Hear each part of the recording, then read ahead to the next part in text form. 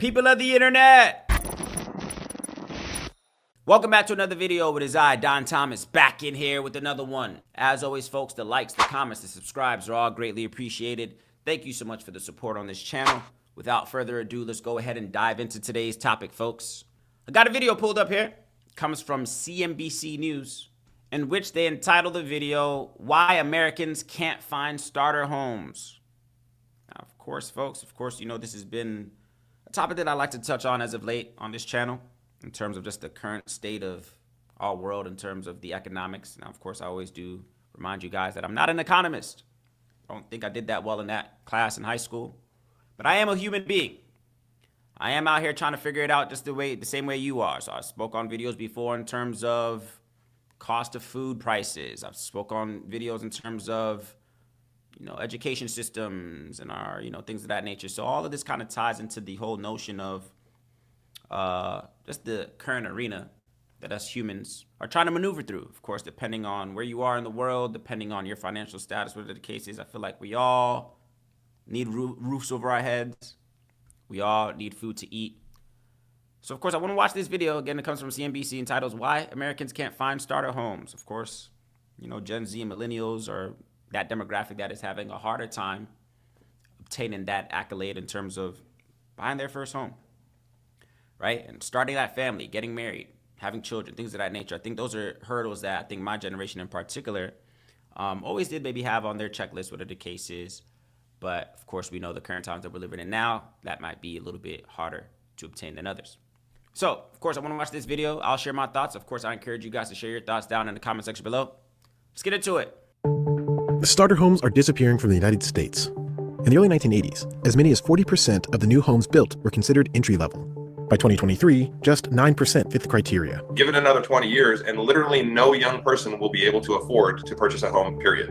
Meanwhile, a slowdown is mounting in the home building industry, which could contribute to the ongoing decline of the starter home. Both housing starts and building permits, which are an indicator of future construction, have slowed down this fall, and it's not just seasonal. There are over 3 million potential first-time home buyers in the country. They're up against high home prices that keep rising. What you're starting to see are mini price bubblets in markets that are an hour, 2 to 3 hours from major metropolitan cities. It is such an unusual market because we have an all-time low of first-time home buyers, but an all-time high of all cash buyers. So where did all the starter homes go?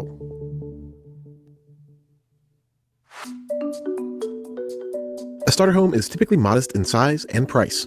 It's the most affordable home in any market. If you're in the Midwest, maybe it's in the $100,000 range. If you're in California, a starter home might be in the $400,000 range. To me, a starter home used to be a smaller condo, a smaller space, and someone would upgrade maybe after 5 years as they get married or have a family and want to move. But now we're actually seeing that most people are buying their first home as a single family residence and really planning on staying in place. America's home builders are making fewer of these kinds of units. If you look at the number of single-family starter homes, those defined as being 1,400 square feet or smaller, we used to supply anywhere between 400 and 500,000 units a year. Over the past decade, builders have put up less than 100,000 homes each year. Really, by far, the number one reason is the increasing difficulty that many builders have in dealing with zoning regulations. Zoning laws are set at the local level. These laws can determine the size of each lot in a neighborhood.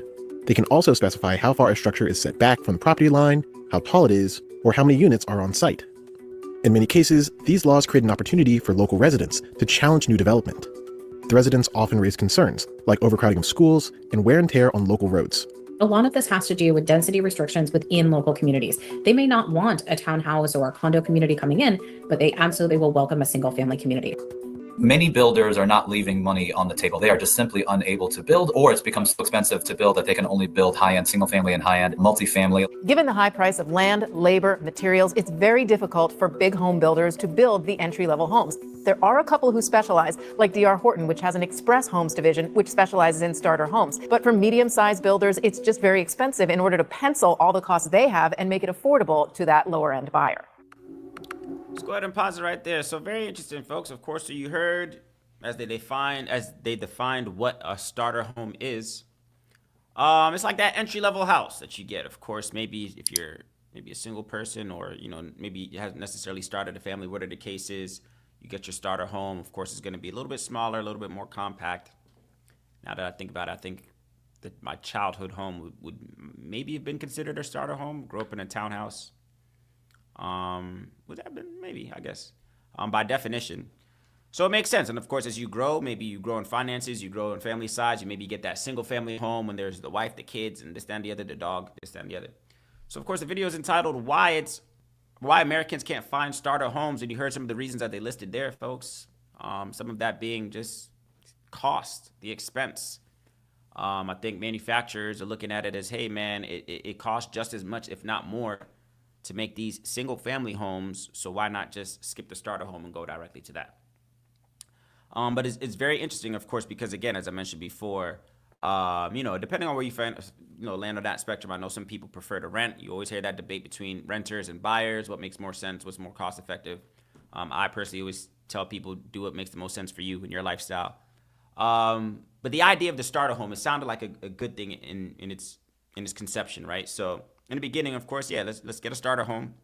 Let's build this thing out again, whether it's just you, maybe you're not married yet or whatever the case is, or maybe you have a spouse, whatever the case is, no family just yet. You get the starter home, you build, maybe you could get some equity in that, whatever the case is, and then you would upgrade from that home to your single family home. But now they're saying in this video that people are skipping the starter family homes if they can even find them and going straight to the single family home. Which of course is going to be more money, I guess more land and things of that nature, depending on where you're located as well too. But starter homes seem to be the entry level for anybody. I would maybe say for Gen Z's, millennials, but maybe essentially anybody.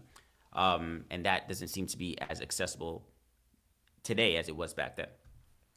So I thought that was interesting. Of course, they kind of go into a little bit more as well too. We could watch a little bit more, but it kind of just made me think.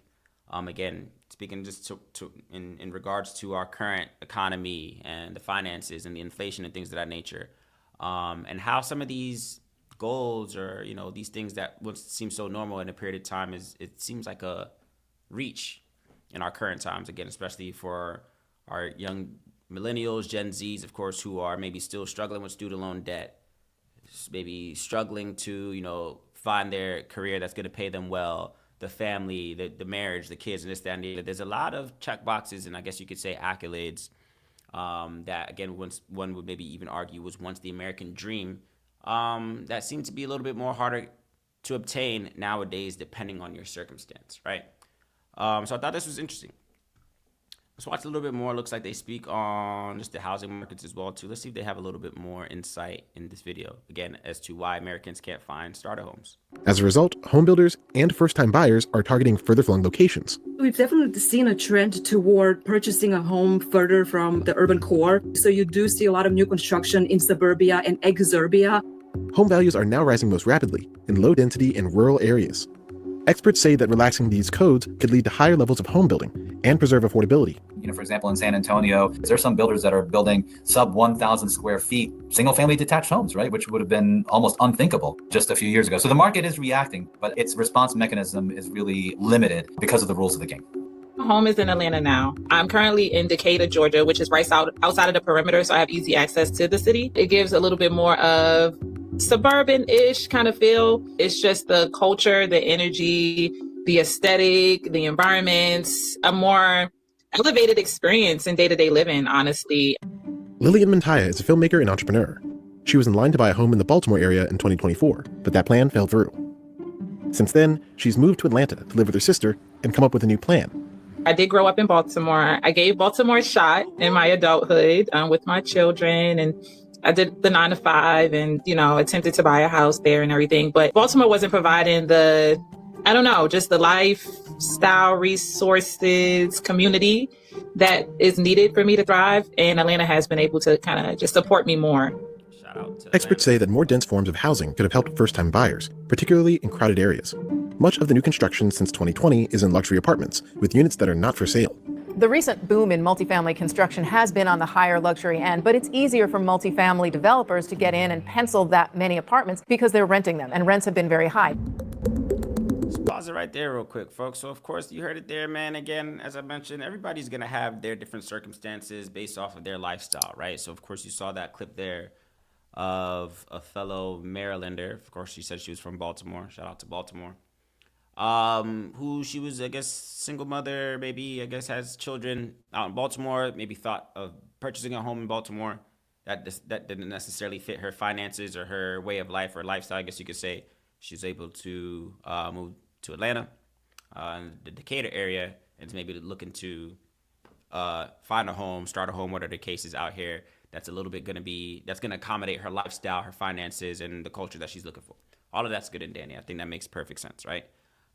So again, it's going to look a lot different for a lot of different people based on their circumstances. Of course, as I mentioned before as well, too, some people don't necessarily have aspirations of owning a home. They're completely fine just renting. Of course, I said, as I mentioned before, that's going to be based off your lifestyle. I don't want to go into the great debate of between what's more cost effective, renting and buying. I think people should always do what makes the most sense for them. But yeah, this idea of starter homes, man, again, I forgot the stat. I think they said, 40% back in like the 19, whatever the time was. But back then it was maybe upwards of 40%, maybe shrunk all the way down to about like 9% in terms of availability and the production of starter homes. So again, it kind of just makes you think, man, the American dream. Makes you think about the American dream. It makes you think about affordability. It makes you think about, just like, again, some would argue that buying a home is the foundation of starting a family, right? Assuming, of course, you got the career, found the spouse, and you're maybe now looking to expand. Buying a home is maybe going to be that thing that is going to serve as the foundation for family building. So if people are not able to find and maybe even afford starter homes or even maybe the single family homes, then what does that look like for just the foundational structure of our society, right? What does that mean? What does that look like 10 years down the line, assuming things don't get any better? What does that look like 10 years down the line, 20 years down the line, if people can't, at least check off that box of owning property, owning land, right? Owning a place to build with their family, what are the cases, depending on how that looks like, all based off of circumstances such as our economy, right? And I know another thing I've been seeing a lot as well, too, in terms of, it's not to say that construction is not happening at all. Again, depending on where you live in the world. I do believe, of course, we're always seeing new constructions. Depending on where you live, you're always seeing these high rises, new apartments, and it seems to be building really, really fast in certain areas. And people even questioning the quality of those new builds, new construction homes, right? Because it looks like, of course, it's always about business. It's always about money. So it seems like sometimes a lot of instances, those manufacturers and those developers are looking to build as many homes as possible while maybe, I guess compromising on the quality of the home, in terms of just the structure and the foundation and the materials being used, this and the other. So it's a lot of things that kind of go into home ownership. Again, I am somebody who, I think I'm a high-rise dude. Like, I've been living in an apartment for some time, condo. Lived in a condo before as well, too, at one point. So I kind of base this whole situation based off of my lifestyle. I'm a single man right now, don't have kids, not married, whatever the case is. So apartment living works for me. This is not me saying that I'm opposed to home ownership. I think home ownership makes sense, again, depending on a person's lifestyle.